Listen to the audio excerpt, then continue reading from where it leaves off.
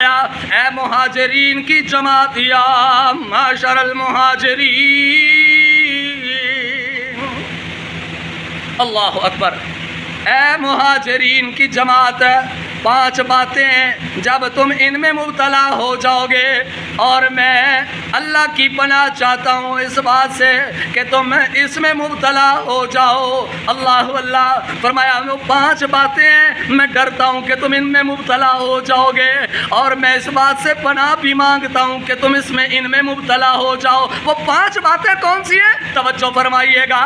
ان میں سے پہلی بات یہ کہ جب کسی قوم میں فحش اعلانیہ گناہ ہونے لگ جائیں، توجہ، بڑی قیمتی بات، غور سے سماعت فرمائیے گا۔ میرے پاک پیغمبر علیہ الصلوۃ والسلام نے فرمایا خمس اذا ابتلیتم بہن واعوذ باللہ ان تدرکوہن لم تظہر الفاحشۃ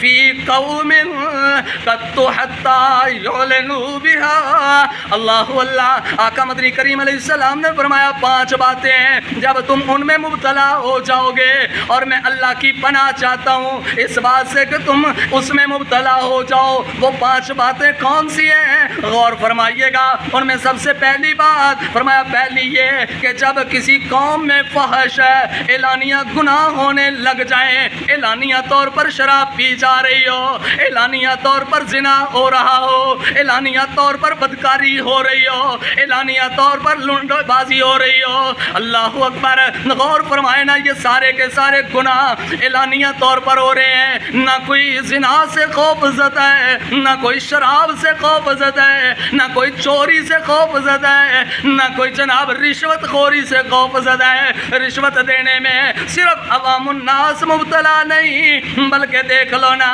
ابھی یہ ہمارے ملک کے حکمرانوں نے سیاسی طور پر کتنی رشوت بانٹی ہے، کسی کو گاڑی کی شکل میں، کسی کو روپے پیسے کی شکل میں، کروڑوں روپے کی نہیں، اربوں روپے کی رشوت بانٹی گئی تیرے ملک کے اندر ہے، اور بانٹنے والے کون ہیں؟ حکمران ہیں۔ اس لیے میرے بھائی، جب حکمران ہی غلط کام کرنے لگ جائیں گے تو عوام تو خود بخود نیچے والا طبقہ گناہ کرے گا، اور شراب کو گناہ نہیں سمجھا جا رہا، رشوت خوری کو گناہ نہیں سمجھا جا رہا، زنا بازی کو جناب گناہ نہیں سمجھا جا رہا، اغلام بازی کو گناہ نہیں سمجھا جا رہا، چوری ڈکیتی کو گناہ نہیں سمجھا جا رہا۔ اللہ اکبر، ذرا غور فرمائے نا، یہ کتنی خطرناک بیماری ہے، اور اس وقت امت کے اندر بدرجہ اتم موجود ہے، تھوڑی نہیں بہت ساری موجود ہے۔